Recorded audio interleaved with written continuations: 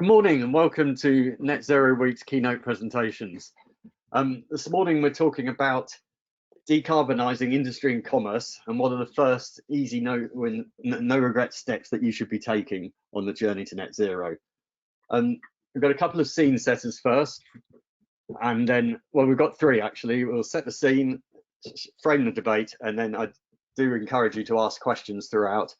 Use the question pane on the right hand side, and just anything that springs to mind and you want me to put to the panel, then just do use the question panel on the right.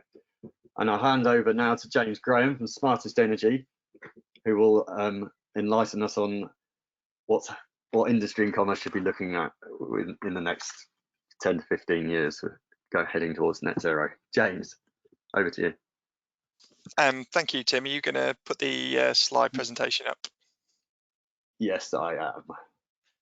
First of all, by way of introduction, my name is James Graham. I'm the VP of Sales and Marketing for Smartest Energy. For those of you who aren't familiar with Smartest Energy, we're one of the UK's leading suppliers and purchasers of renewable power. So to be clear on that, we supply renewable power into industrial and commercial businesses. And we also have a large part of our business which is actually entering into power purchase agreements with independent generators, predominantly renewable power, in order to source the power that we sell into our customer base. So we're here to talk to you about some of the no regret first steps in your net zero journey. Tim, if you go on to the first page, please. So I'm sure we're all on the same page about the size of the challenge to reach net zero. To be clear, that's to be able to take out as much carbon as we put into the environment. And this is going to take a fundamental transformation of how we produce and consume energy, how we heat our homes, how we power our transportation. So many aspects of our lifestyle are going to have to change in order to support this critical ambition.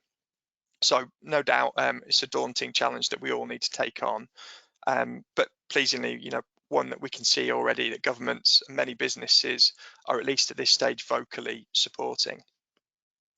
Then we've got some press clippings in front of us, the proof points of how far we've come, at least in terms of making commitments and stating our ambitions.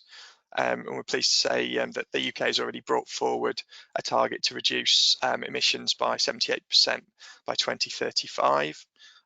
We have large corporates making very public commitments in terms of sourcing 100% of renewable power for their organisations. The RE100 is a collective of these businesses, which is really driving pressure for sustainably focused businesses to make these commitments. There's really been a stream of good news stories about how these net zero commitments are coming from businesses. We're seeing year-on-year growth in demand for corporate PPAs. We've seen a huge amount of businesses securing new corporate PPAs all across the world, in the US, across Europe. We're now seeing a rise of these in other areas such as Asia. And this has really starting to get into the mainstream, whereas the initial focus was large US, particularly the tech giants, and really leading the charge in entering into huge corporate PPAs. But now we're actually seeing interest in demand from all sorts of businesses. We're seeing a lot of manufacturing companies across Europe secure very large and long-term corporate PPAs from renewable technologies. We're also seeing early indications that the public sector and the private sector and large corporates are indicating that they'll put real pressure on their supply chain to decarbonise, and that's going to drive purchasing behaviour, efficiency behaviour right across the piece. We're starting to see proof points in the changing buying habits at a residential level. We're actually seeing a record demand for renewable power tariffs at a residential level. I've seen statistics which show up to 65% of households are now buying their power through renewable tariffs. And this is starting to create a wave of demand a competition for renewable power supply that we've not seen in the UK before.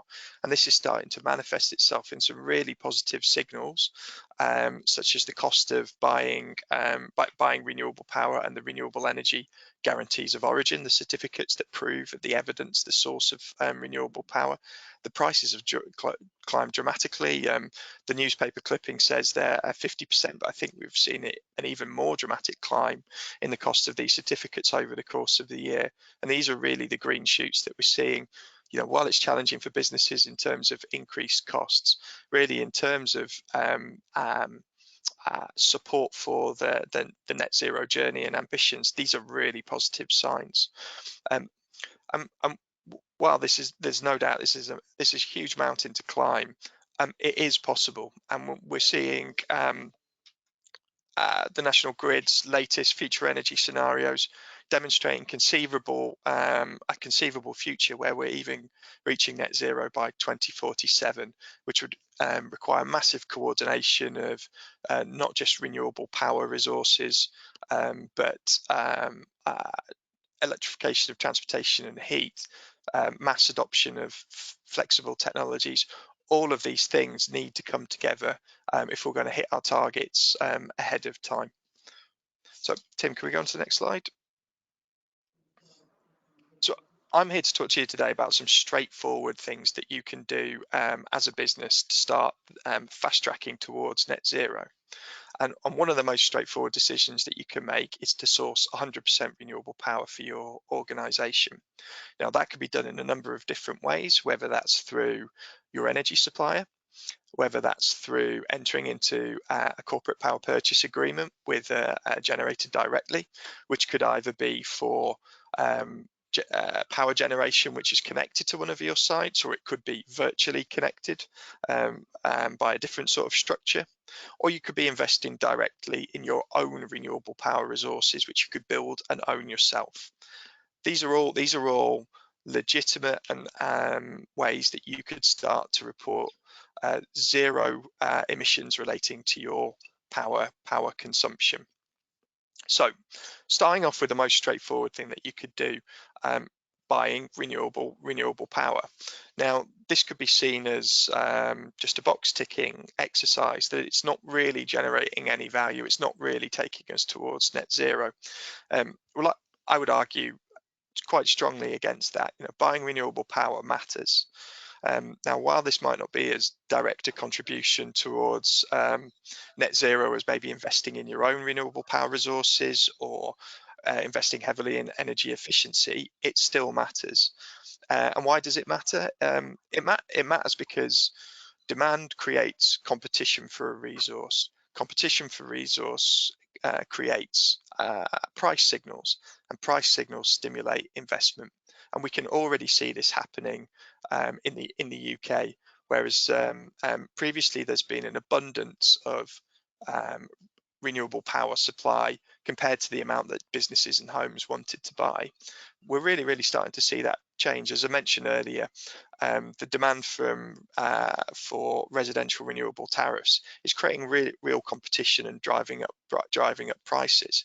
And we've gone from a situation where the renewable energy guarantees of origin certificates, the REGOs, this is how you prove that the power that you buy has come from a renewable source. We've gone from them being a nominal cost, which provided very little price signals to investors in power generation. We can already see as prices start to increase that this could be a real valid source of revenue for renewable power investments in the future. And actually, as we start to get further into our net zero journey and we start to see more demand for renewable power and more competition, these prices could increase and again genuinely start to stimulate investment in new renewable power, which is all bringing down the amount of carbon emissions that we're emitting in the course of power generation. So There is some bad press out there about greenwashing in relation to renewable energy power supply. So it's really, really important that you know what you're buying and that you can confidently make claims about what you're buying. So that means you need to buy a tariff that you can confidently say has been audited, there's no chance of double counting, and that it can be genuinely validated as coming from renewable sources. So there's many tariffs out there that allow you to do that, including one from Smartest. There's also the ability to go one step further and actually nominate the actual source, the specific generation source, of where you want your power to come from, and ensure that the certificates that come from that power station are directly allocated towards your supply.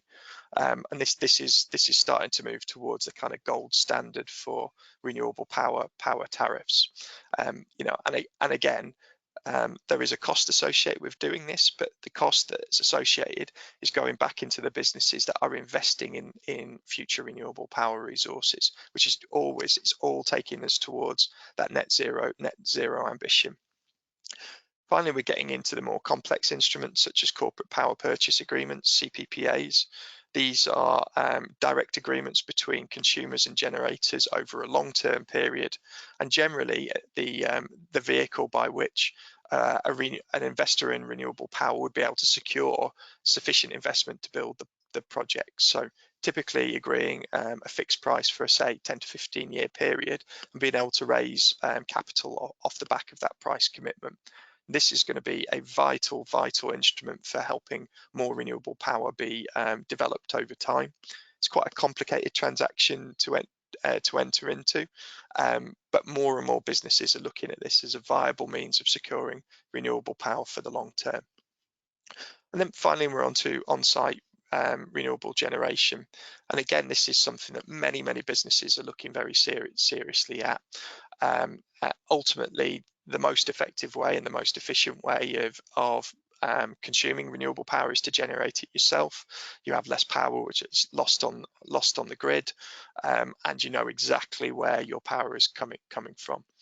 However, you know, it's expensive, significant capital investment required to build on site, and there's also practical considerations about do you have sufficient land and the right kind of infrastructure to be able to make these kinds of investments. But there's multiple different ways by which you can secure renewable power, and it just depends where you are as an organisation and what your kind of budgets and what your ambitions are. But there is opportunities there to make your statement and make your contribution to net zero causes. So that was all I was going to talk about today, Tim, if I could hand back to you. Yes, no, absolutely. Thank you, James. That was excellent. And we'll pick up on many of those points throughout the discussion, I'm sure. Next up, we have Mervyn Pilley, Director of ESTA. Mervyn, are you online? Can I hear you? Yes, good morning. Oh, sorry. Yes, yes, great. I'll hand over to you for a few minutes. Thanks, Tim. Yes, excellent presentation, James, and full of rich information. Yes, good morning to everyone. In fact, Tim, can you go on to the next slide, please? Because that's obviously just the holding first slide. Yeah, so this is just a personal slide, really, because what was my own personal regret, no regret action in terms of getting businesses, commerce into the net zero phase. And joining ESTA 2 years ago, or just over 2 years ago now, and really beginning to understand. I have a retrofit background, so I've been, joined ESTA on the 1st of April 2019. But as I started to have those active discussions with our members, understanding that energy efficiency should be the first step for every organisation on their net zero journey. And obviously what I'm going to go through a little bit is what we're now trying to do, how we're trying to get that up everyone's agenda, certainly in terms of government policy.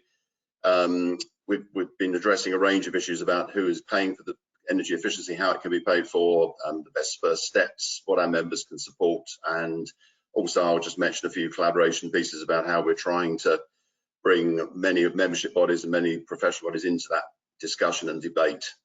Next slide, please, Tim. very basic bit about myself. I've already mentioned there, I've had a personal retrofit background in the construction sector for a few years, apart from running membership bodies, which has been my sort of main career. Started off as an accountant, very much focused on SME businesses.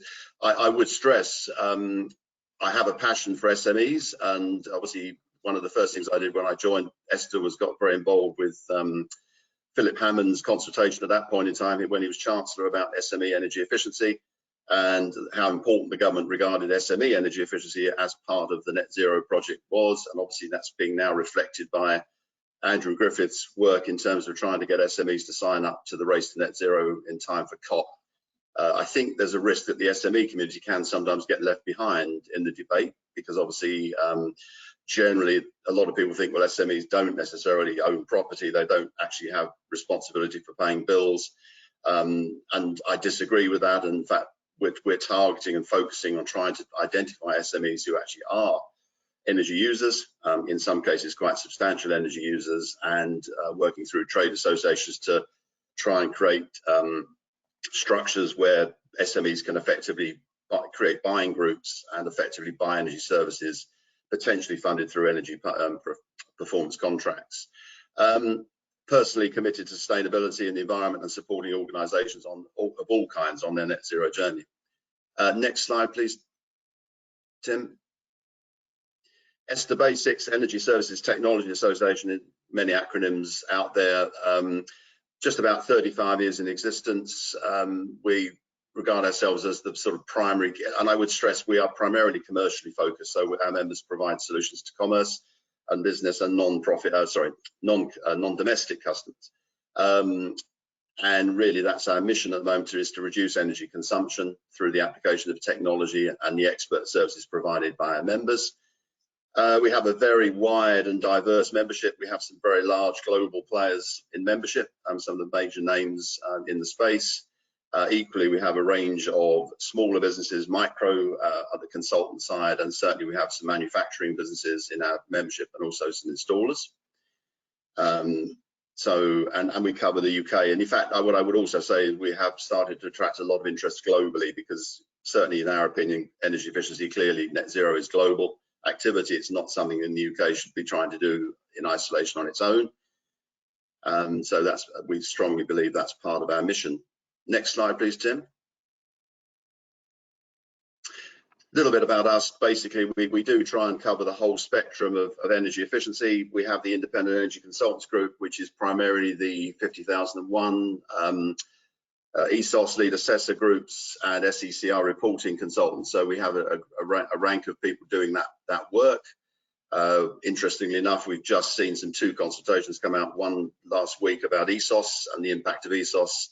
Some discussion. We had a members meeting yesterday which was discussing how that could impact, and one very important thing we believe on that is the recommendations being made mandatory, because there's been a big discussion about ESOS not having the effect it should have, because our members are coming up with lots of recommendations for the businesses they're working for, and then there's many discussions about does it actually happen, and if it doesn't actually happen, then clearly that's not going to have any impact on net zero at all. So the government is talking about making mandatory, but that would probably require legislation, so that could take time to happen.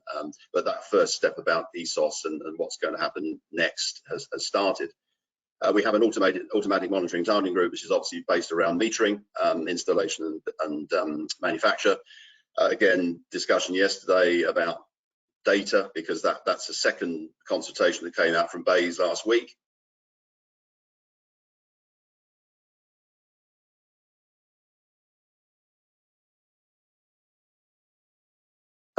On that front, is metering there? Should it be improved? And what sort of metering should be installed and where? We have Energy Services Contracting Group. Now we have some quite interesting discussions going on at the moment about energy service contract, energy performance contracting, and how that can be better used. Can it be used to bundle services together, for example, for the SME community, either regionally or within sectors? And some quite innovative approaches going on at the moment about, is it just something that only the major players can take advantage of? And the view is at the moment it's probably not. Linked into that, we've been having some discussions about blockchain and how blockchain can be used for SMEs potentially to sell unused energy from their own production, and can that be linked into an EPC? And that's quite an early stage discussion, but it's certainly there in place. And then the Smart Buildings Group, originally our Building Controls Group, which really is looking at IoT, blockchain, AI, and other technologies that can really ramp up activity in terms of BEMS, BMS BEMS.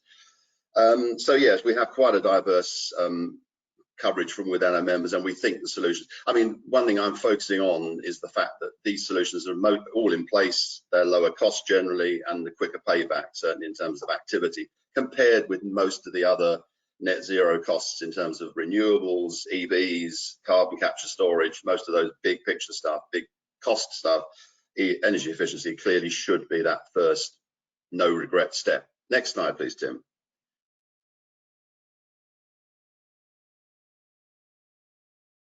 A little bit about collaboration we're working on, and we're doing some niche, very specific stuff. Energy Efficiency in Buildings Group, jointly with Building Engineering and Services Association. We're working with the Public Sector Sustainability Association, because there are a lot of public sector bodies have climate emergencies declared and need solutions to get those over the line. We're having a launch meeting later this morning for the Commercial Energy Efficiency Alliance, which is a grouping of trade bodies, professional bodies, both for supplier solution providers and end user organizations, to try and get a comprehensive group of knowledge, information and policy driven focus. Actuate UK, which is a group 8 membership body, building services engineering focused collaboration. We've been asked to support the net zero arm or strand of that grouping. And then Ignite, which is a think tank built around the sustainability development goals, which I'm finding generally can be quite generic, can be quite vague in discussion. So what we're trying to focus on is how what we can do now and deliver now can really try and push that agenda forward far quicker. Tim, next slide, please. And then not to forget behaviour change. Yes, we feel strongly that actually, and we've been pushing this message to government, really we strongly support the view that actually energy efficiency is achievable 50% behaviour change, 50% technology. Now that's quite a controversial claim. We have practitioners who've been delivering behaviour change projects with quite large companies for many years, many decades in fact. But the view is that if you take into account the sort of holistic approach to behaviour change, which is it's not just about turning off switching off the lights, it's also about making sure that the technologies that are installed are being used properly, are being programmed properly, and the data that's coming out is being assessed properly.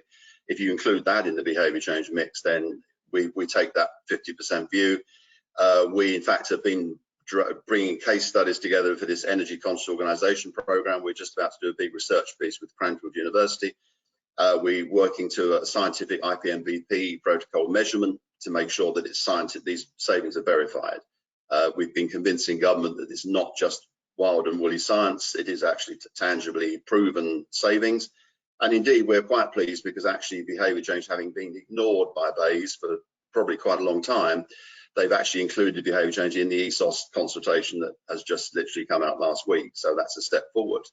And as you'll see there, we're developing a global training program, practitioners, consultants who can deliver these behaviour change programs at scale to all non-domestic organisations. Tim, next slide, please. And that's just a report that actually we're now looking to actually move that forward and take into account organisations.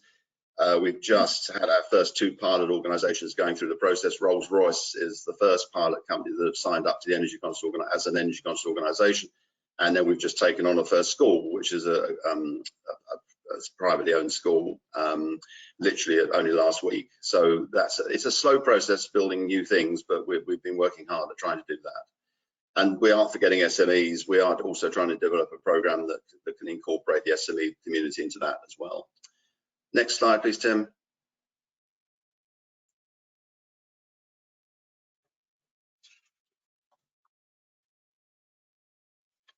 Sorry, this is a slow moving slide. Too many graphics there. Oh, I think we've lost that slide. That's a simple process. What we're doing for COP, just to allow for the fact that we are trying to drive energy efficiency up everyone's agenda.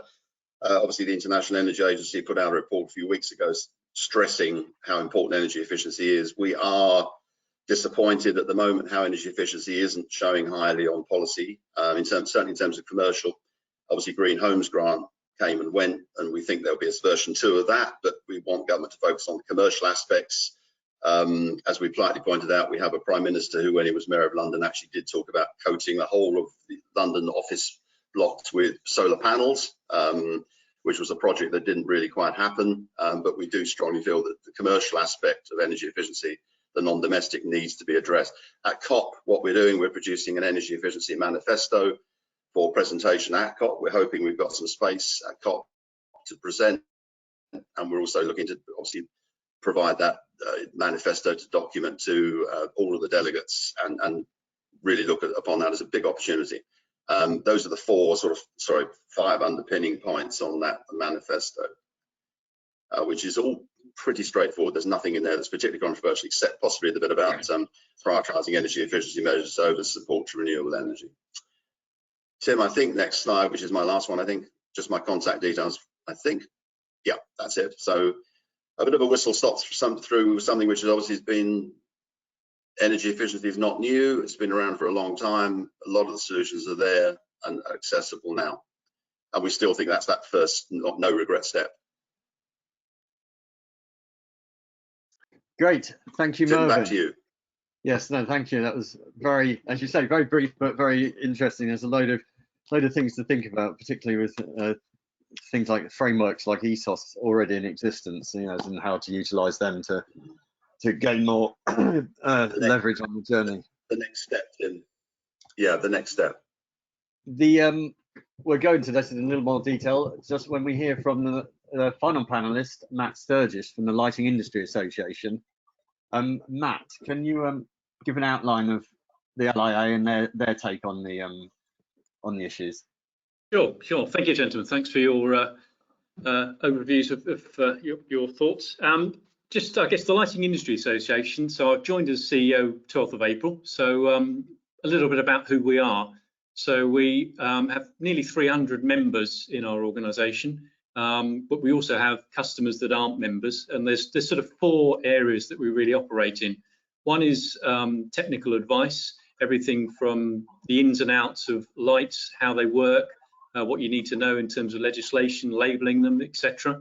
The other area is our laboratory, where we do a range of work in terms of not just photometry, but also a lot of electrical testing for lighting and non-lighting equipment, so IP testing, IK testing, environmental testing, that type of thing, so we can help people validate their products with their design and also ensure that they're compliant to various standards.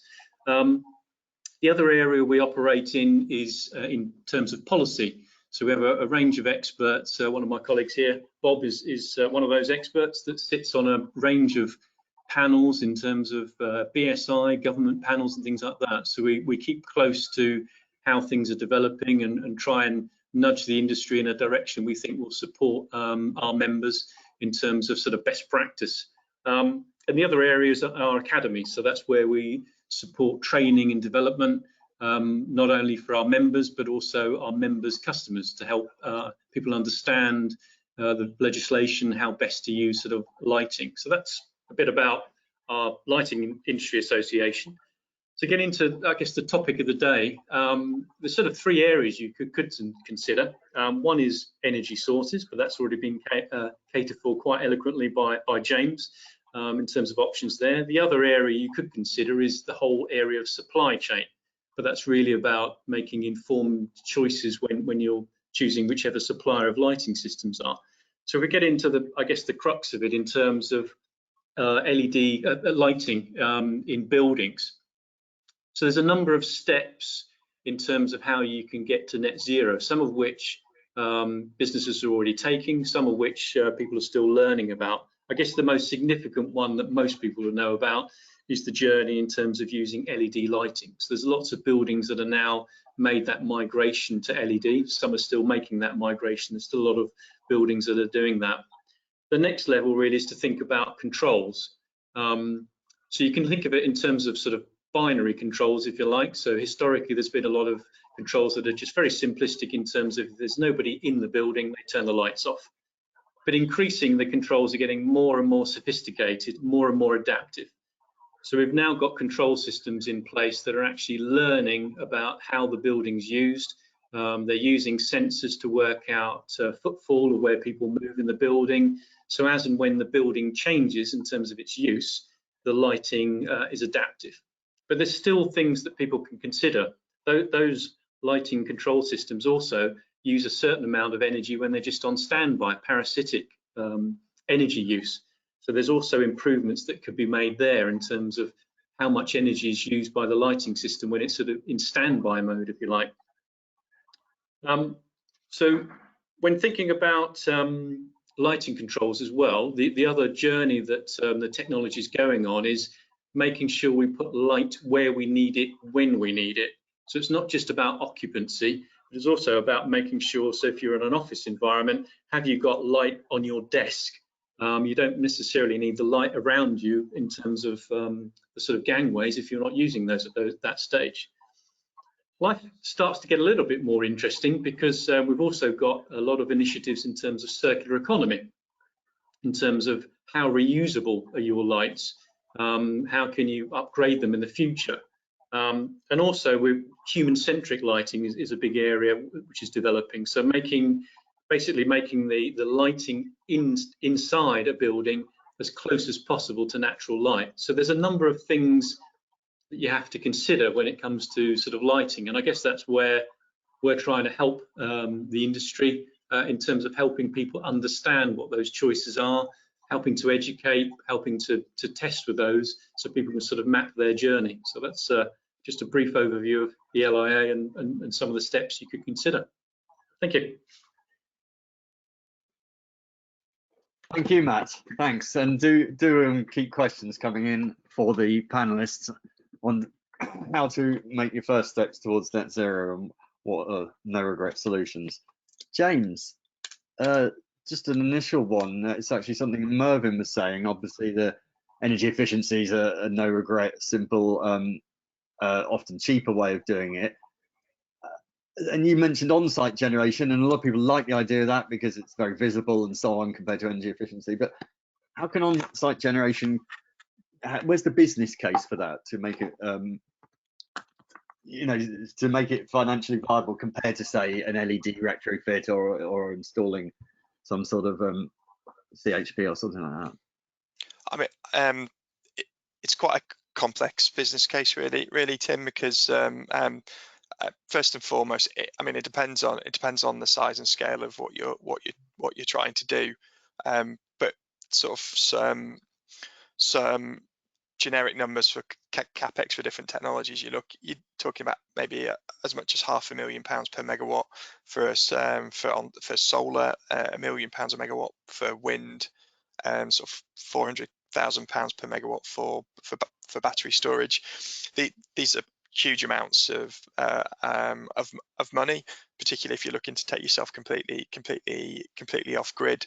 And then there's the obvious challenge around renewable technologies being intermittent as well. So you still effectively need to be able to be connected to the grid or to have battery storage on site. But actually, so looking at the long term, it's weighing up what are the costs of power going to be over a long-term period. These are assets with a long-term life. These are assets which allow you to become less reliant on grid power, so de-risk some of the increases in costs that you can see either in wholesale commodity prices or increasing costs of what we call non-commodity prices, the costs of using the transmission and distribution system, and the cost of renewable levies and taxes. So it is a really complicated business case, and you've got to add in the fact that you know you have to have confidence that your operations are going to be on the same site and using the same amount of power for a long-term period as well. So throw all that into the mix, and there's a really strong business case for some types of organizations who have that kind of long-term investment cycle, who have access to low-cost capital. There's a really powerful business case there. For other businesses, it just won't work, and it won't make sense. And for some businesses, it all makes sense to do it at a kind of smaller scale, because there'll be natural constraints around the kind of size of the site, the infrastructure. There are just natural constraints you have to consider with investments in renewable power. But in terms of the journey to net zero, if you're committed on that journey, then this could be a viable investment for you in some way, shape or form. Are you noticing, because of the net zero push and the fact that it's taken hold at board level and in the general public's awareness, are people maybe making commitments for longer terms and doing not so demanding paybacks in only a couple of years and that sort of thing? Yeah, definitely. So whether you're making a commitment in terms of renewable power on-site generation, whether you're entering into a corporate power purchase agreement, these are commitments to supporting low carbon generation over a long-term period, and these aren't investments that give you quick paybacks. You are talking these are long-term investments, so these are investments that committed businesses are making. So you have noticed it actually changing? Yeah, certainly. I would say the growth in corporate power purchase agreements is one of the big indicators, because it is quite challenging sometimes to build the kind of scale of renewable power on your site. So these businesses are naturally looking at other options, and CPPAs, directly do support the growth of power generation, albeit maybe not connected directly to your operations. And this is, we're seeing press clippings, month after month of new transactions that have gone through in the UK and Europe. It's really gathering pace. Just whilst we're on that, actually, Mervyn and Matt, what are you noticing? People being less demanding on payback periods perhaps than they used to be because of the net zero drive? I think it's still very important to people. I guess people are either thinking about short-term sort of payback 2 to 3 years, or they're thinking about the longevity of a building they might wish to light, and how that building use might change. So I think it tends to be either a payback thought or a very long-term view about how that building's going to develop. And I guess it depends whether you own the building or whether you lease it, etc. Absolutely. I mean, just to add into that, the other thing obviously at the moment is with the pandemic situation and with the businesses drastically, James's point about long-term property usage is clearly at the moment very much up for grabs, because a lot of major corporates are seriously considering, certainly in terms of offices. I appreciate it's different from manufacturers, because manufacturing clearly isn't likely to be shutting. They've been going throughout the pandemic, but certainly some of the bigger office blocks and some of the major retail shops and areas like that are clearly changing quite quickly. But yeah, the other thing I wanted to add into the mix with this about payback, of course, is what's all equally frustrating, or is quite bizarre, is the tax system. I'm an accountant by background. I'm a huge believer in carrots and sticks, and you've either got to do it through legislation for the sticks, but really, where are the carrots? Now, interestingly, obviously from an incentivization for a tax relief perspective on CapEx, having pulled the enhanced capital allowances scheme for businesses back in April 2020 for buying energy efficiency equipment on the energy technology list, which was quite bizarre, and everyone said at the time, is this the right time to be doing that sort of, at the very time you want businesses to invest in energy efficiency equipment? It seemed bizarre then to take that relief away. And then obviously in this year's budget, the Chancellor suddenly brought in this super allowance, 130%, but of course that's any CapEx, that's not energy efficiency specific. So it's just saying to businesses, if you go and buy anything that's capital for you, then you'll get the relief. So it's using those incentives, and payback to me as an accountant obviously should build in the tax relief aspect of that, because if you're only getting your normal 25% capital allowance on your CapEx, then that's in itself extends that payback period. But yes, it's obviously very difficult, because each business is going to have a very separate standalone view on payback, what's relevant to their business. Away from that simple ROI payback into a more total cost of ownership, and taking on board, because they're making the climate emergency and the declarations on that side. But yeah, I think the other thing I'd say on that, actually maybe more long-term plans is what I meant. Yeah, I think the trouble is, of course, with the 2050 target date, that in itself is encouraging, perhaps. Is that not helping the situation? I don't know. And then you've got the 2035, the 78% target now for 2035. I think there's so many different targets flying around, that doesn't help businesses either, because they're not quite sure what target date they're planning for, in terms of their own payback period measured against their net zero aims, their net zero targets. If I can chip in on paybacks, and the lighting industry has been the poster child for low energy, LEDification, achieving great paybacks. The danger you can have is if you're focusing purely on payback, you can miss lighting quality. And let's face it, we deliver lighting normally for lighting for people. So you can have short-termism. We were talking about the long-term effects of the building. We need to understand embodied versus operational carbon, life cycle carbon, circular economy, where how long your product's going to be in use, etc., etc., etc. So we can deliver quick paybacks. To a certain extent, we've already done that. The interesting one for us is how to go to next generation of energy saving and still deliver lighting fit for people. And this gets really, really interesting. To your knowledge, are people focused on where the things come from, its miles and the embedded carbon in products? Are they actually requesting that currently?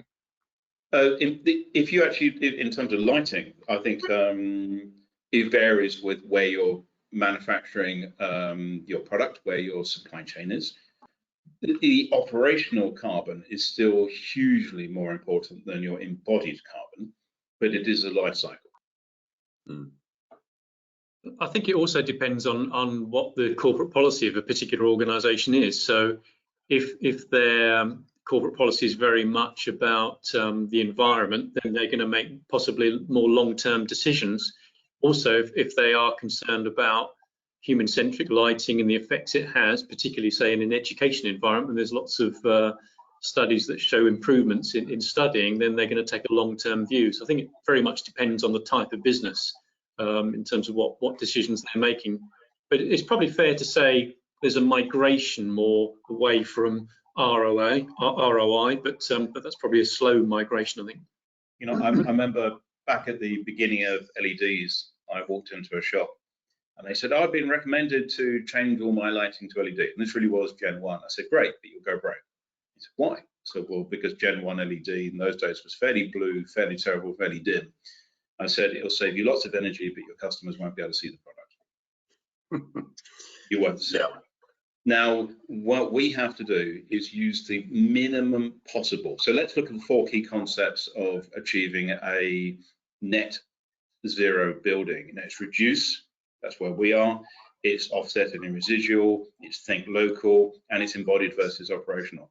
We're very much firmly on the reduce, but we also have to look at the corporate objectives of the organization. And that, as Matt said, that could be a school. Their objective is to get maximum educational attainment out from their children. A hospital, it's wellness. So it's blending that. I've got a question coming through here for Mervyn, actually. I think you touched on this, but it just says it's about the ESOS consultation currently underway.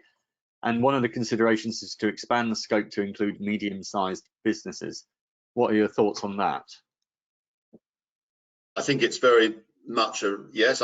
We certainly wouldn't be unhappy with ESOS being extended. I mean, obviously there is a cost implication for businesses to comply with ESOS in terms of employing consultants, and obviously there is a cost with consultants. But at the end of the day, I think my answer to that would be it depends very much on what happens to the results, what recommendations, and also in terms of extending out to scope 3 emissions. It's a broad debate. I mean, I think businesses are very sensitive about reporting. I've done it from the other end. I've worked in a company where we had to have audits. We ended up with recommendations for different reasons, for planning reasons, because of some of the size issues that James was talking about. We couldn't implement some of those practical reasons, so we couldn't implement. So we paid the consultancy fees to have that audit done.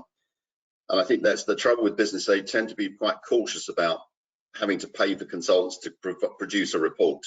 So I think the important thing for ESOS is the government's got to make that decision. Is it going to mandate recommendations to be implemented? And if it isn't, then I think there's concern amongst certainly my members in the consultant sectors that reality is that would, it's not going to help really net zero, because it's so many different business psychological issues about businesses implementing, and there's already been said, you know, why would a business, I mean, the major debate at the moment in terms of the public's private ownership, the houses and so on, why didn't the public take more active interest in what was going on with Green Homes Grant?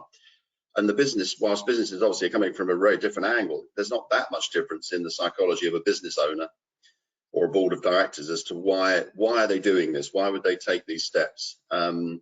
If they have to do something because they're told they have to do something, they have to have an SECR, they have to have an ESOS audit, then they have to. But I think there needs to be some, if they're going to mandate it, and I think the view at the moment, certainly from the consultant's view, is they probably should mandate it, but then businesses will expect potentially something back, to my mind, in terms of tax relief or investment relief or VAT. You know, there are different taxation ways of incentivizing some of those actions. It's very early. I mean, to be fair, the consultation literally came out on the 5th of July, so it's literally only been out, and it's got a late response date. It's back not to the end of September, which is unusually long for a government consultation. I think it's probably allowing for the fact that the government are obviously in recess. I actually managed to say yesterday the government in recession, which I obviously didn't mean, the government in recess, and then obviously with holiday periods and so on. So it's a long consultation period. But yeah, I think ESOS is considered a good thing. Obviously, our members would say that, the consultant members, because they're earning money from that process. But they do accept that what doesn't happen at the other end is very, very important from a net zero perspective, an energy efficiency perspective. So one of the first steps, obviously, people would take is energy efficiency and looking at things. I mean, if they're not sure where to go or what to do, I mean, actually, is also what James said, is buying renewably. It seems a no-brainer. You may as well do that. And then if you don't know where to go, are you saying things like if there's large enough in ESOS, or maybe they should go for 50,001, even if they're not within it? These would be just a great source, even if you haven't acted on any of it, because it was just sitting there waiting to, you know, with recommendations to move towards reduced consumption. We're trying to take that step further, because we're agnostic. As obviously as a trade association, we have some responsibility to our members to try and make sure that their solutions are the ones that generally get in front of the consumer, the customer. But reality check, in this type of market, we have to accept that the solution, I mean, we're discussing the energy technology list, which I don't know, it's been in existence for quite a long time. The government fundamentally changed it last year. And basically they've accepted that what was basically is now pretty much a compare the market website on a government website, on the .gov website. Originally it was under HMRC's control, because it was basically there that only the equipment that was purchased on that list would qualify for tax relief. So it was really the accountants who were using the lists and the HMRC. The government said, no, let's have an energy technology list that is all about signposting the most energy efficiency equipment to business, to customers, consumers. But reality check, we were shocked yesterday, because we had throughout last year, we were consulting about the aspects of the energy technology list that were clearly flawed. For example, software as a service is not on the list. So you've just got all sorts of equipment, hand dryers. You'd be amazed. I think it's about 40,000 different products on the ETL. We're driven now, and this is one of the reasons we're pushing, and we're also building an end user information hub for commercial non-domestic users, hopefully with an interface to the ETL, because unless you have a PhD in energy management, or you employ a PhD in energy management or a full-time energy manager, you're not going to be easily able to find the solutions to energy efficiency that you want through the ETL at the moment. That's not going to happen, because you'd be bamboozled by the sheer weight of data that is on there about hand dryers, you know, and including embodied carbon. There's a whole discussion point about the data that's on the ETL. And of course, some sectors, I think lighting, there was a whole discussion about some sectors are not actually on the energy technology list, which in itself was a major challenge if you're looking for solutions. So we're trying to build an agnostic, non-ESTA focused solution hub for all non-domestic commercial users. And it's also the reason for the Commercial Energy Efficiency Alliance to try and provide resources for all businesses, all non-domestic, all users across the piece, to help get solutions in place as fast as possible, because we haven't got a lot of time. No, absolutely. James, is there anything in that equivalent to what Mervyn was just saying, if you're thinking of maybe on-site renewables and things like that? Is there any, which one do I choose? There's a plethora equally of, PVs, wind turbines and so on, or even if you're going PPAs, where do I start? How do I choose? Is there any recommendations and lists you can access in that way of best practice? I'm not that I'm aware of, but Mervyn might be aware of something. But I mean, because you're talking about such a huge amount of capital to invest, this is something you will need to take very seriously, and you will need to engage experts to make the kind of assessment about what the optimal technology would be for your particular site, particularly when we're talking about on-site generation. When we're talking about corporate PPAs, it's you could argue it's a bit more of a commercial decision. Effectively, if we're talking about a corporate PPA where you're not actually physically connecting to the source of the power, then it is more of a commercial arrangement, and then it's really around it's a choice, it's a preference. If your organisation supports a particular type of technology for a particular reason, and it's also about the kind of getting the best possible commercial arrangement, because you are effectively entering into agreement to buy a commodity over a long-term uncertain period. So it's very, very important that you're able to accurately assess whether that represents good value for your business or not. It's a critically important buying decision. It's tough enough trying to decide how to buy your power for a year ahead, never mind 10 to 15 years ahead. So and this is why, relatively speaking, whilst it's certainly growing pace, there's still a lot of people buy via renewable tariffs rather than corporate PPAs because of the complexity required. That's what I was going to say. It just seems it's so complex. There's a complex legal document, need lawyers involved and things. Why should they bother with that? What's the subtle differences between when I can just go and buy green straight from my supplier today? Yeah, I mean, it is a large undertaking. There is a lot of experienced law firms and consultancies now, though, that can assist companies quite efficiently with going through this transaction process and help them effectively make an informed choice. But there is obviously a cost involved in doing that. But the big difference is a corporate PPA is securing your supply of renewable power from a designated source, a specific source, for a fixed price or an agreed price mechanism over a period of time, thereby taking all of that volatility out about what happens over that period of time. Now, whereas a choice to buy power through a renewable tariff is a short-term decision.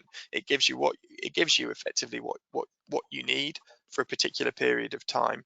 But what we're seeing already is a huge amount of volatility, and there's this really fascinating change of supply demand balance, which has happened really quickly.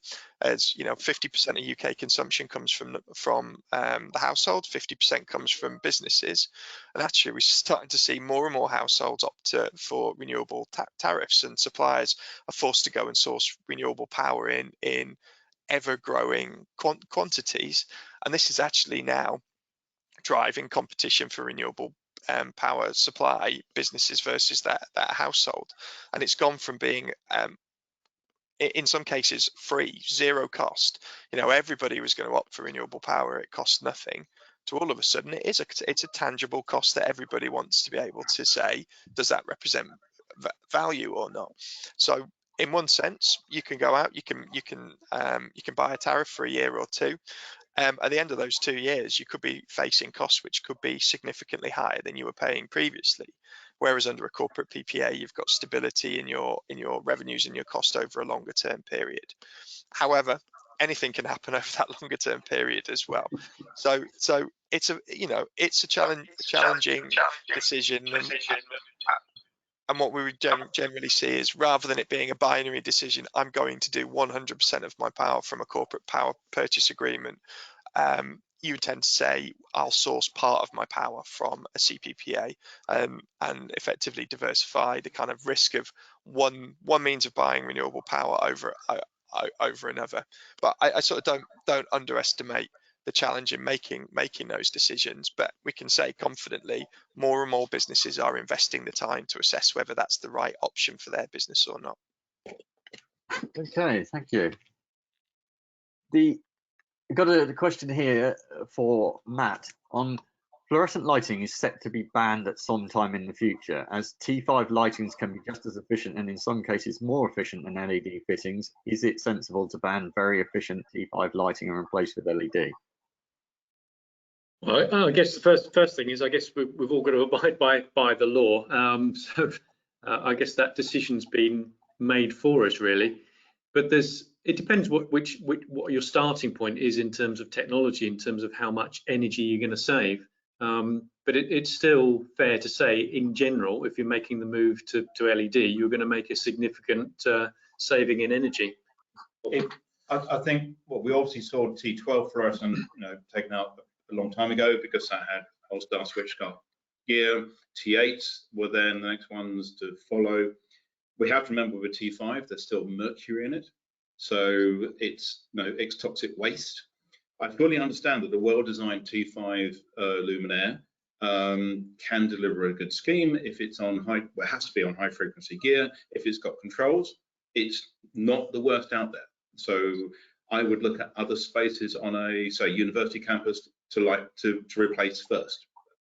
And don't forget, if you've got installed fittings, that doesn't mean you have to take them out. We're just saying that we can't be selling anymore. So that's important to understand. It's a journey, and I would always advocate we go for the lowest ones, the worst energy efficiency or the most toxic waste generating products first. Absolutely. There's another one here that says, I've been involved with retrofit building management systems which have resulted in energy consumption increases, and because they are accessible online, building occupiers have not been able to address the issues on site. Isn't there a danger that some building management systems do the opposite of what is intended and increase energy use? Isn't it better to use local controls which can be maintained by a wide scope of engineers and not locked to one business? Shall we take that from a lighting point of view? Yes, yeah, it's not specifically aimed at anyone. So yeah. If we'd all gone for a walk around London before COVID, we would have seen many office buildings with the lights burning. So much so that the City of London has managed to dim its street lighting predicated on the fact that there's spill light coming from the highly glazed office buildings around it. Now, actually, I think that's kind of clever because actually that's using borrowed light. But nearly every single one of those buildings had lighting controls installed. So earlier on, at the top of this webinar, we were talking about behaviour change. It's super important. Any of you guys managed to get your kids to turn the lights off? There's all sorts of things we need to do to get people to understand controls. There's also a journey of controls in actual fact that to make controls usable. Who stayed in a hotel room where you can't work it out to turn off that last light fitting when you want to go to bed? Here, we're both Matt and I are relatively new to the organisation. We're still trying to fathom how to use some of the controls because every single space has a different control scenario.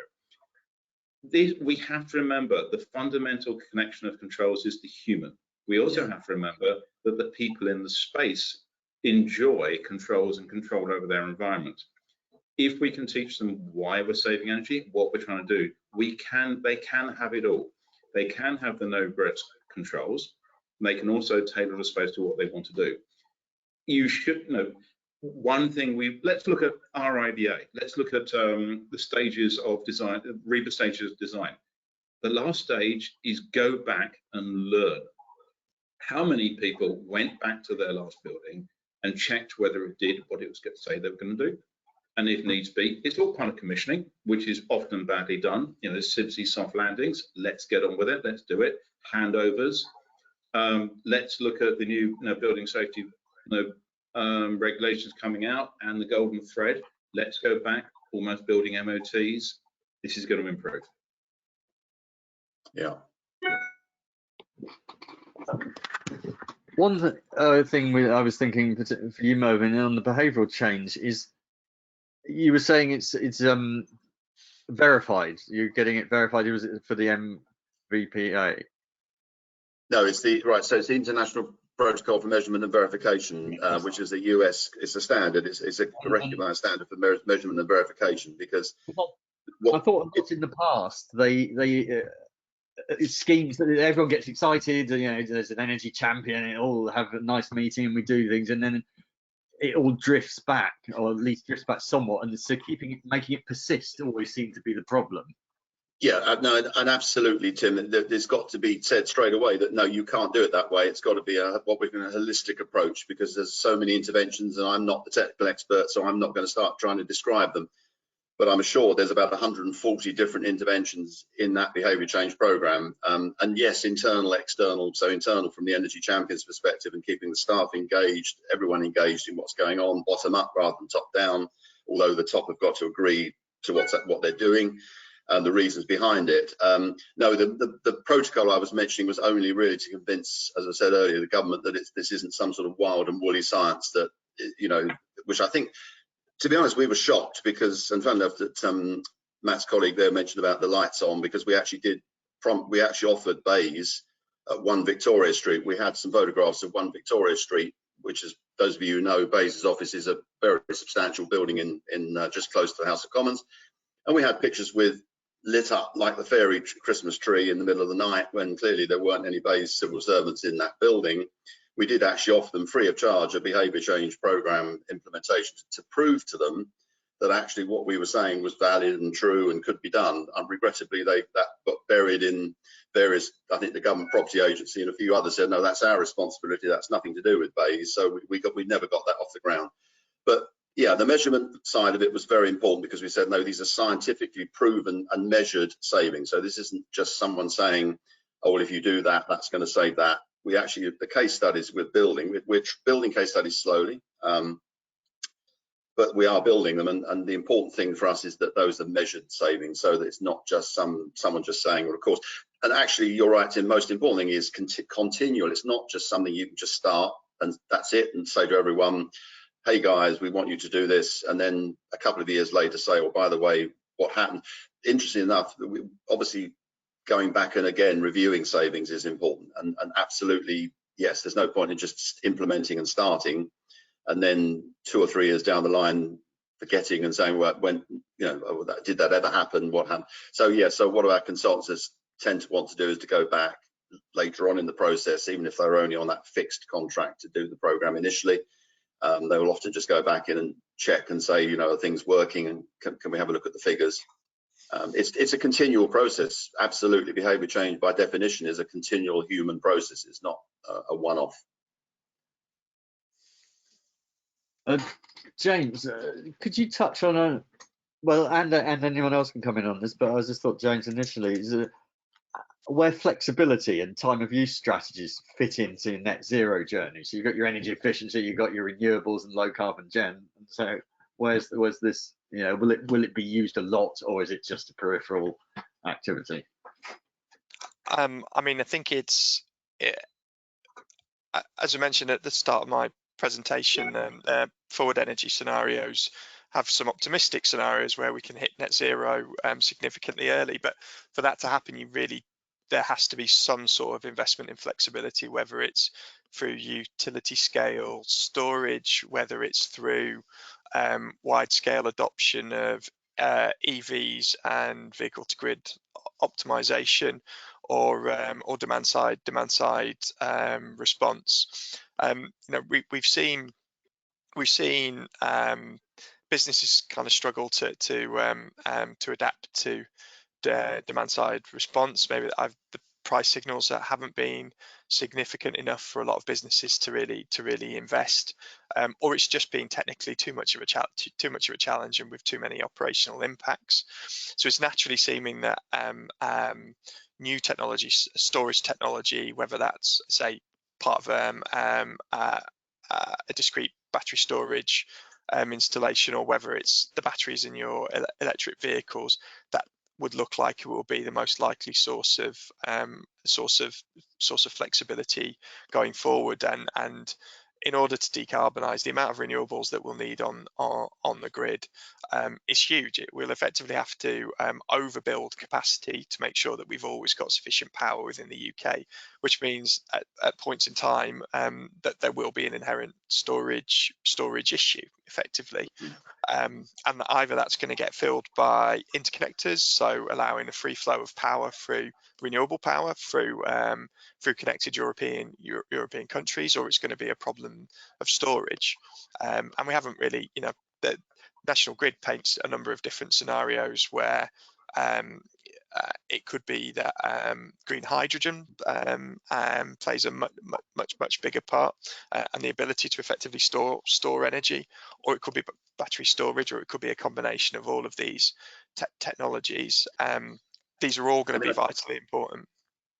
Can I just add, I think this came up from our members meeting yesterday, the debate about the storage side and the fact that capacity to create that storage capacity, and also the precious metals debate about how is that capacity going to be created and what impact on the environment is that going to have. I suppose it's a similar discussion about installation of heat pumps. Is there a capacity in the UK to create enough battery storage capacity for the businesses to be able to create that, what they need? And that's a concern, because I don't think that I agree, storage logic is probably easier to put in than the demand side response aspect, but yeah, there's a big debate about whether or not we can get up to speed with that storage requirement, and especially if we're going to be getting the metals that go into those batteries from mines in Africa and other places where clearly it's not a very good scenario. It's the price we're all paying for net zero, which I think tends to be forgotten on the commercial side. Obviously, there's a lot of focus on it in terms of fuel poverty and the individuals, but there's a price to pay for businesses for net zero as well that needs to be remembered.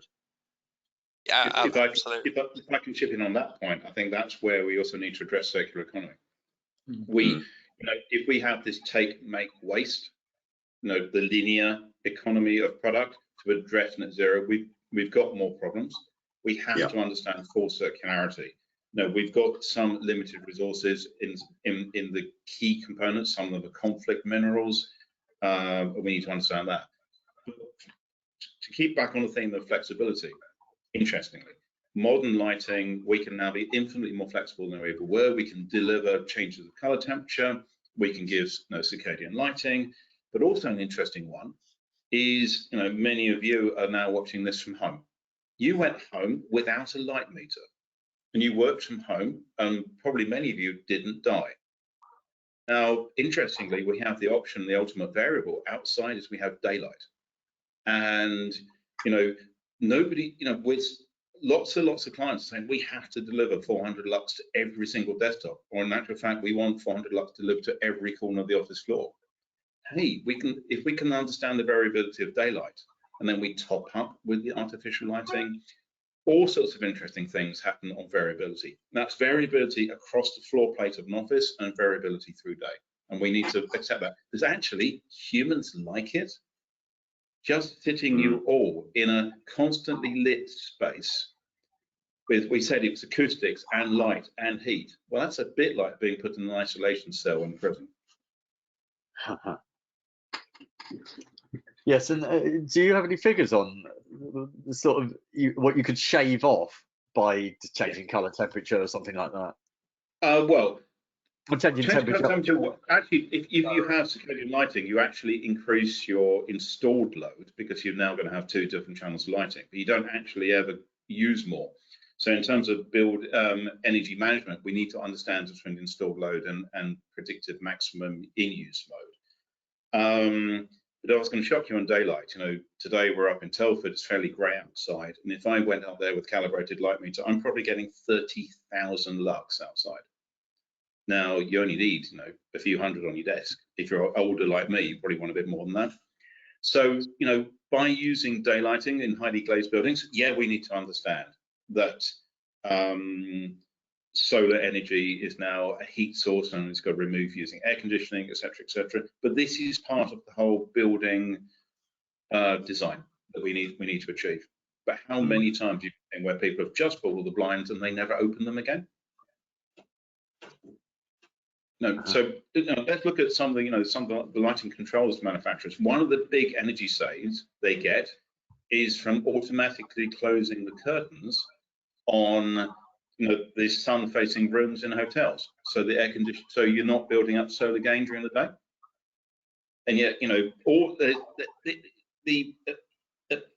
possibilities of building controls and smart use of enabling us to have a better life and it being no regrets, as this is headed up, as superb.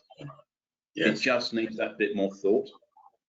So there's huge possibilities, I guess, with flexibility, as Bob said, with circular economy, really, and adaptive controls. There's a lot you can build into systems to have that flexibility in the future. That's great. I mean, there's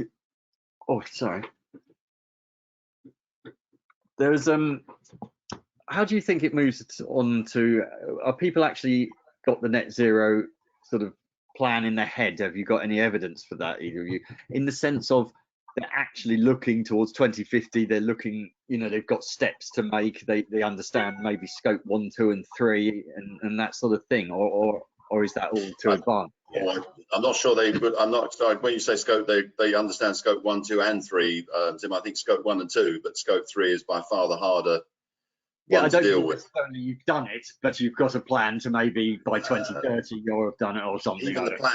Even the plan for scope 3, I think, is the harder step than scope 1 and 2. I mean, I think, to be honest with you, at the moment, just the sheer challenge, everyone obviously is focused on COP, and businesses are all being urged by Andrew Griffith and others to sign up to Race to Net Zero at speed. The big concern, as I pointed out to Bays a few times, is, well, COP surely is just an event. It's just the start of a very long journey, or it needs to be quite a quick journey, but a big intention. And I'm not convinced that enough. One of the problems of the collaboration front is there are vast numbers of collaborations out there trying to create the business ability for businesses to be able to plot, plan and deliver net zero. But the reality on the ground is, for the businesses themselves, I suspect, is that still far too many businesses, even if they've signed up and ticked a box, have they actually really addressed net zero properly, including all the aspects, the circular aspect, circular economy aspect, certainly. There's just so much, and of course, to be fair, businesses have been hit by Brexit, they've been hit by a pandemic, and it's just so much going on that businesses are just looking to concentrate on staying in business. So have they got net zero plans in their heads? Well, they might have them in their heads. Whether they've got beyond actually in paper and practical terms, probably not. There will be exceptions, and of course there'll be major corporates out there who have certainly got all their plans in a row, because they've got the very expensive consultants who go along and say, this is how you do it every step of the way, and handheld and so on. But a substantial number of UK businesses, I suspect, are very far off the mark. I would agree with that. I think probably most businesses, if they at least feel that they're making some progress towards it, and they've got some plans, then that's probably the level of comfort that they're at this stage. But I would agree that in terms of comprehensive plans to net zero, is probably more likely that the larger corporations. And it's even a challenge for them, I guess, to get their heads around all the different options and the different choices and legislation. Partly policy driven as well. I think that's back to what we were saying earlier, because the net zero strategy hasn't come out, the heat and building strategy hasn't come out yet. Yeah. And businesses, how can businesses plan when they don't know quite what the law might be, and the prices? Because James, you were talking about pricing. A big discussion yesterday about, is there going to be a tax on gas? There's going to be a gas levy. Should we be taking the electricity levies off? Because obviously fuel poverty issues for individuals should be, so much loaded onto the electricity price in terms of paying for all sorts of different previous schemes. So price certainty. So there's no price certainty. There's no policy certainty. It's very hard for businesses to look over the top of all that and say, oh, by the way, yes, of course, we're going to do all these things in stages over the next 5 years, 3 years, whatever the targets are. And as I say, back to what I said earlier, 2050 and 2030, we've gone from everyone focusing on 2050, and all of a sudden, a big announcement last, 78% by 2035. And to me, that doesn't help business, because, yeah, that's an incredibly dramatic change, especially when in a backdrop where you just don't have that certainty on pricing or on policy. I think that's reflected by the Energy Institute survey that came out this week. That 80% thinks we're not actually going to do net zero by 20. Well, that's the energy professionals said that. That survey that's the energy, anyone working in the energy space. We don't feel, the professionals don't feel that. So how can the businesses who aren't professionals, where are they coming from? And let's say, you know, I suspect that's the biggest single challenge, is the gap between business on the ground. And I've run businesses, I've owned businesses, I've been at the other end of it all and outside of the energy space. And yeah, I can remember so many other policies in the past where you focused on doing things and trying to get things sorted out. And you just need that certainty of price, you need that certainty of policy and law. So you need to know exactly what you've got to do when, and if you don't do it, what you're going to get fined or what penalties are. Or if you're going to invest in something, are you going to get that tax relief? Or are you, if you're paying for something, I mean, one of the single biggest disincentives, of course, for energy efficiency has been price rises, because as fast as businesses are investing in energy efficiency, if the finance director is signing off continually bigger electricity energy bills, that's not an incentive, that's a disincentive. They can't see any benefit. So if I was a finance director, I'd be saying, well, why are we doing this? You know, we're still paying out more and more money for our energy. We're not really, where is the benefit? And if it's just to deliver a net zero target, that's a massive gulf. And I think businesses need to be educated better about net zero as well. But that's a separate point. That's something obviously trade bodies can deal with, sectors can help, you know, deal with that. I think in the commercial industry, I think there's also another way of looking at that. That, you know, lighting is now already delivering well past Part L of the building regulations. But there's voluntary codes, there's BREEAM, there's LEED, there's WELL 2, there's, you know, we're probably going to be coming out with an industry voluntary circular economy assessment method, where we'll be in front of UK European legislation. Now, typically, we're beginning to find that a building which is seen to be green will let quicker than the building which isn't. And therefore, major developers are realizing they have to build green. So we have voluntary codes which they're signing up to. But it's interesting though, Bob, because obviously one of the early questions was about retrofit, and obviously we've got to allow for the fact that the vast majority of commercial premises are not being built. They're going to be, in fact, I suspect, I'm not sure who is still building commercial property. Well, some people are, but I'm not actually sure why or when.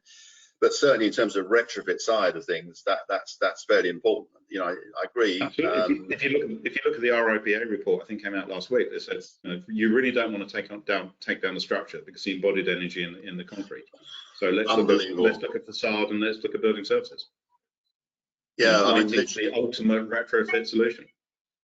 Yeah, and retrofit, I see again, commercial retrofit has had so little attention, so little focus.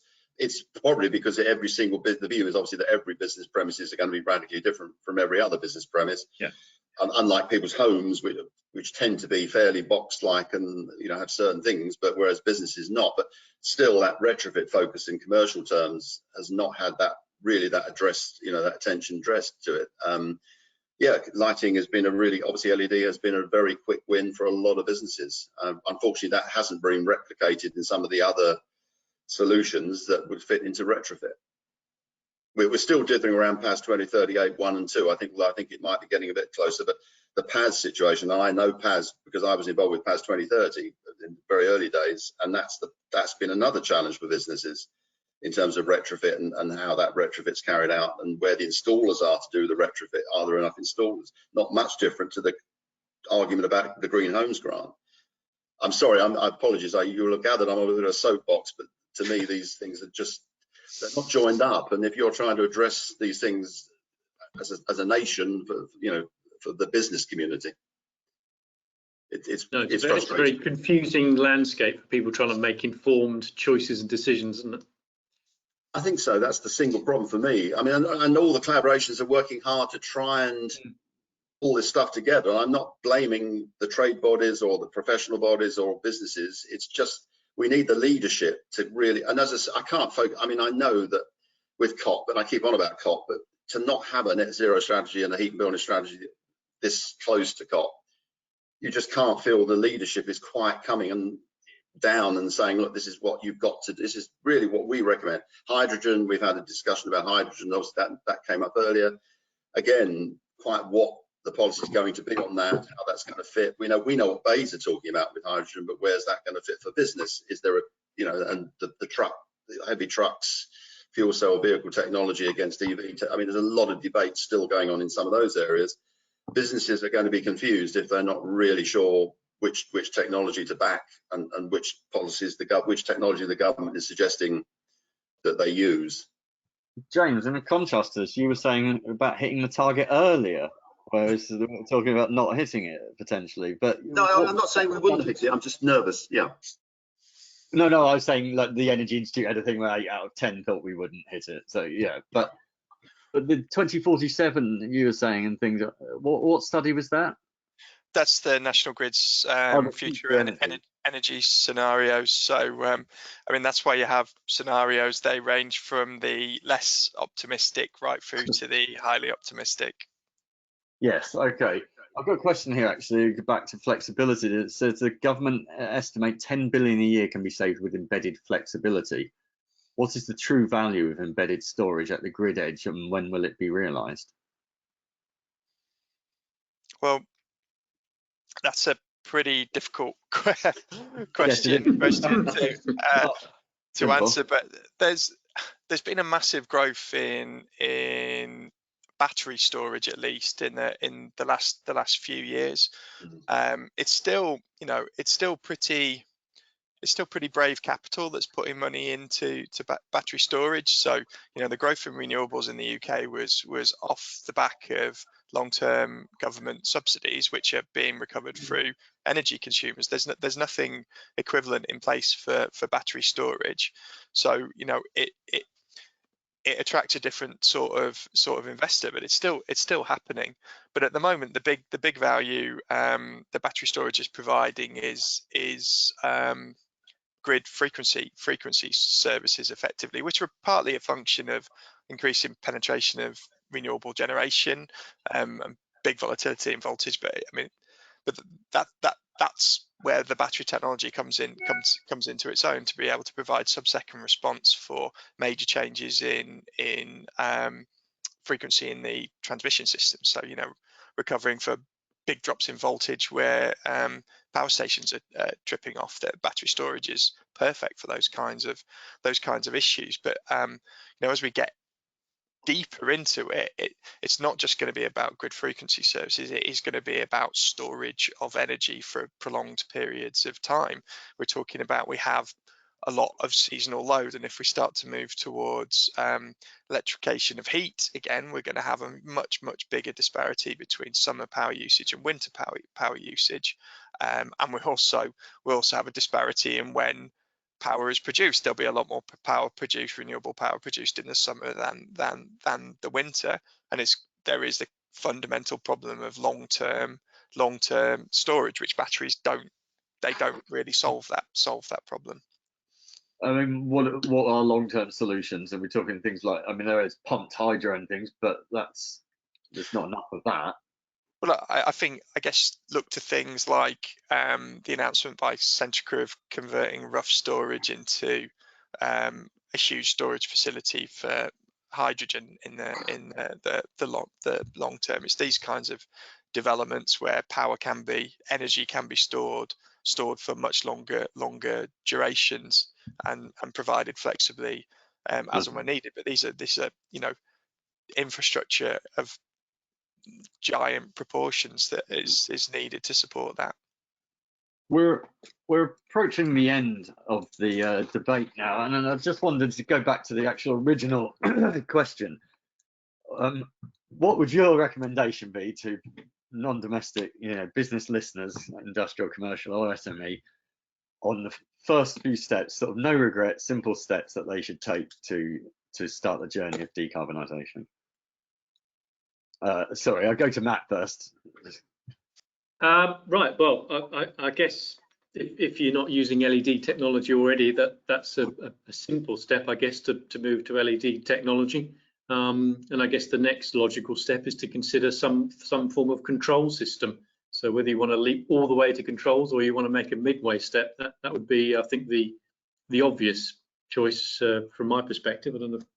I completely agree. And if you're having that first discussion with your designer, your engineer, or your supplier, make certain that they understand what your objectives are.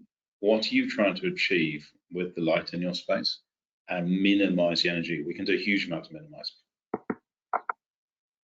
Okay, Mervyn, what would you say is start your journey? I think the first thing you've got to do is understand what you're doing at the moment. You've got to benchmark your own performance. What energy are you using? How are you using it?